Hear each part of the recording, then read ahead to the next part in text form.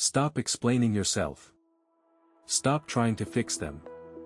Stop arguing with people who are committed to misunderstanding you. You have been told your entire life that communication is the key to every problem. You have been sold the fantasy that if you just sit down, be vulnerable, set a boundary, and explain your feelings clearly enough, the toxic people in your life will have a revelation. They will apologize. They will see the error of their ways. They will change. It is a lie. It is the most damaging lie in the modern self-help playbook. By explaining yourself, you are not setting a boundary. You are asking for permission to be treated well. And the moment you ask for permission, you have already lost. You are handing over the keys to your internal kingdom. You are telling the toxic person in your life that their opinion, their judgment, and their validation matter more than your own peace of mind. Look at your current situation. You are drained. You are mentally exhausted. You spend hours, sometimes days, rehearsing conversations that will never resolve anything. You replay their insults in your head, trying to find the perfect retort. You try to be the bigger person, the one who understands, the one who guides them toward growth. But all you are doing is feeding the beast. You are giving them exactly what they crave, your energy, your emotion, and your focus. They don't want a resolution. They want a reaction. They are bored, they are empty, and they need you to fill that void with your frustration and your pain. The more you talk, the more you defend, the more you justify, the more fuel you pour onto their fire. You think you are winning the argument. You are actually being devoured. You are a participant in a game where the only way to win is to stop playing. But you keep picking up the controller, don't you? You keep hoping that this time, the outcome will be different. It won't be. You are exhausted because you are constantly trying to control something that is fundamentally uncontrollable, the mind of a person who thrives on chaos. If you are finally tired of being the fuel for someone else's dysfunction, if you are ready to stop being a pawn in their game and start living as a sovereign human being, then subscribe right now. We are moving beyond the surface-level advice of, just walk away. We are going to rewire how you interact with reality. This channel isn't about tips and tricks to make your life more comfortable. It's about the uncomfortable process of becoming unbreakable. Let's look at the men who actually understood power. The men who didn't need to shout to be heard. The Stoics. The modern world looks at the Stoics and sees people who were passive, robotic, or uncaring. That is the definition of a man who has never read the source material. Stoics were the most active, engaged, and potent figures in the ancient world. Marcus Aurelius was the emperor of Rome. He dealt with the literal collapse of the known world, plague, betrayal, and constant war. Do you think he spent his time arguing with senators about who liked him more? Do you think he sat around justifying his choices to the people who wanted to usurp his throne? He treated his enemies with the same chilling indifference he treated the weather. He didn't need to talk it out. He knew that a man who understands his own nature has no need to negotiate with chaos. Seneca, the great advisor, spent his life in the most treacherous political environment in history, the court of Nero. He knew that every single person around him was a snake. He knew that they were waiting for him to slip, to get angry, to lash out, to show weakness. And so, he did the opposite. He became a mirror. He gave them absolutely nothing to work with. He didn't fight them. He didn't avoid them. He simply withdrew his consent to be bothered by them. That is the difference between modern weakness and Stoic invincibility. Modern weakness is needing people to act the way you want them to act so that you can feel okay. Stoic invincibility is the absolute, unshakable certainty that you are okay, regardless of how they act. When you interact with a toxic person, you are essentially a child begging for a treat. You are saying, I am not whole unless you validate me. The Stoics started from the exact opposite premise. They started from the premise that they were already whole, and that the external world was essentially indifferent to their happiness. Epictetus, a man who began his life as a slave, understood this better than any modern CEO or billionaire. He was beaten. He was physically abused. He was denied basic human dignity. And yet, he commanded more authority than his master. Why? Because he held the dichotomy of control. He realized that his master had power over his body, but not over his mind. His master could break his leg. But his master could not break his judgment. His master could not force him to be angry. His master could not force him to be ashamed. When you engage with a toxic person, you are doing the opposite of Epictetus. You are inviting them into your mind. You are giving them a seat at the table of your soul. You are allowing them to determine your emotional state for the day. You are, quite literally, choosing to be a slave. So how do you fix this? How do you neutralize the poison without saying a single word? You stop being a participant in their drama. You start being a witness to it. There is a massive difference between the two. A participant cares. A witness observes. When a toxic person tries to bait you, they are looking for a hook. They are looking for you to justify, to explain, to defend, or to attack. Those are the hooks. If you take the bait, you are under their control. But what happens if there is no hook? What happens if you refuse to offer any resistance at all? Imagine you are a wall. Someone throws a ball at a wall. The ball bounces back. They throw it again. It bounces back. They keep playing the game because the game produces an effect. Now, imagine you are not a wall. Imagine you are the air. Someone throws a ball at the air. The ball passes through. There is no bounce. There is no resistance. There is no sound. They throw it again. It passes through. The game is over. It is impossible to play a game of chaos with someone who refuses to acknowledge the game exists. This is not about being passive-aggressive. This is not about the silent treatment to hurt them. That is still a game. That is still an attempt to manipulate them. That is still a reaction. This is about total, genuine indifference.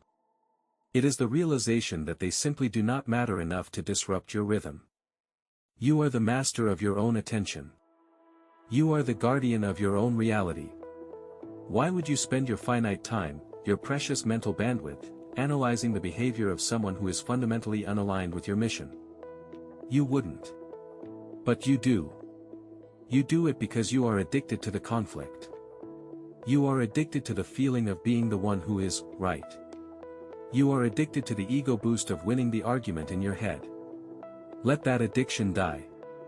The Stoic doesn't need to be right. The Stoic needs to be aligned. Alignment is the ultimate form of power.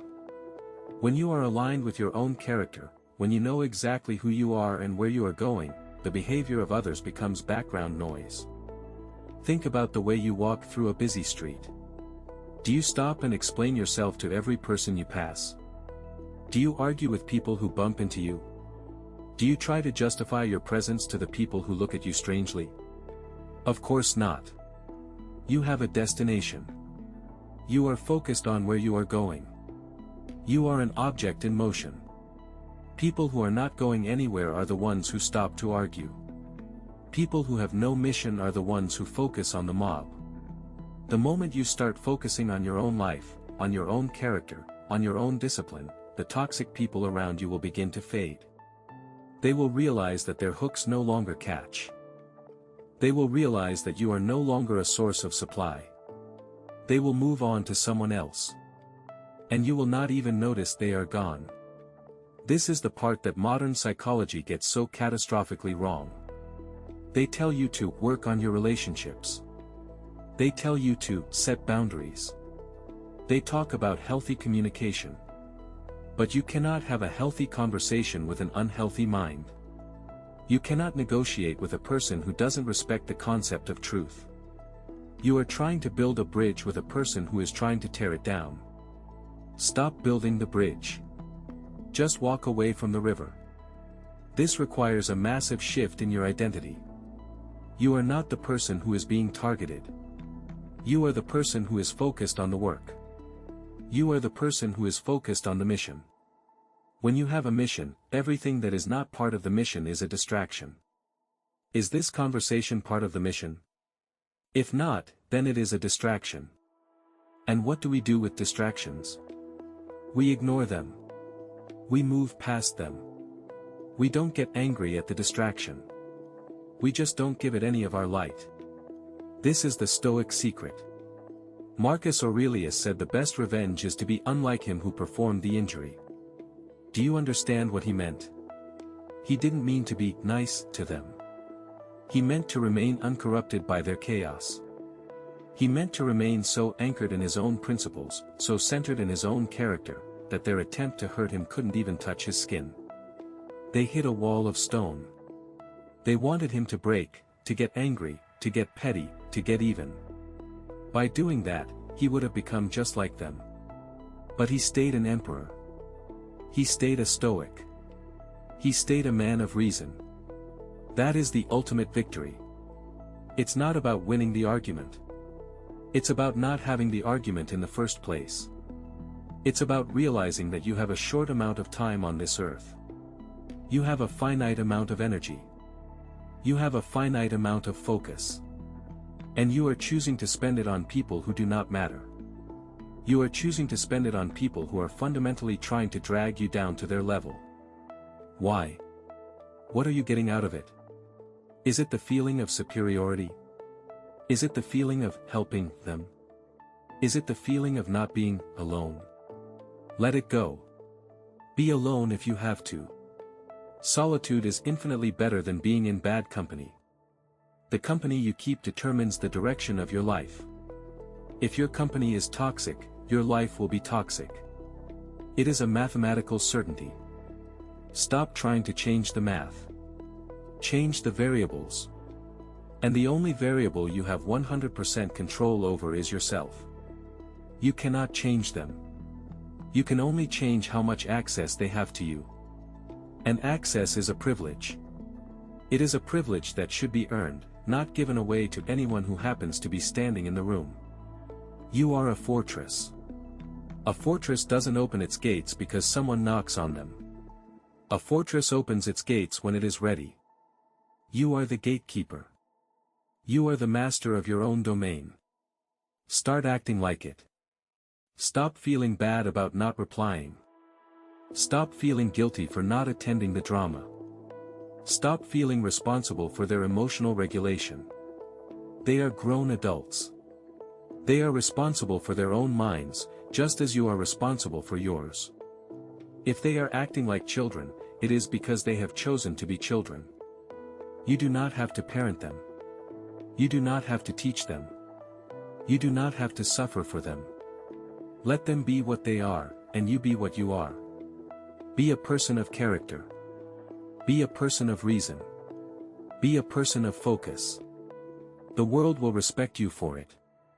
Not because you asked them to. Not because you explained why they should. But because they will have no other choice. A man who is aligned, a man who is sovereign, a man who is untouchable, that man commands respect by simply existing. You are that man. Or you can be. But you have to make the choice. You have to choose to let the noise die. You have to choose to let the drama dissolve. You have to choose to invest in yourself instead of investing in the chaos. It starts with one decision. The decision to be the rock. The decision to stop negotiating your peace. The decision to be the final judge of your own worth. And once you make that decision, the toxic people will fall away like dead leaves from a tree. They cannot survive in the environment of your alignment. They cannot feed on the silence of your strength. They will move on. And you will remain. You will remain standing. You will remain focused. You will remain in control. Everything you have been searching for, every ounce of respect you have been craving, is already yours to claim. It is waiting for you on the other side of your silence. Stop talking. Start being. Your life is yours. Do not give it away for free. Take your power back today. It belongs to you alone. Nobody can take it unless you open the door and invite them in. Keep the door shut. Keep your mind clear. Keep your focus sharp. The noise will fade. The truth will remain. You are the architect of your own destiny. Act like it. Your presence is the only boundary you will ever need. Walk forward and never look back. Your future is waiting. Make it yours.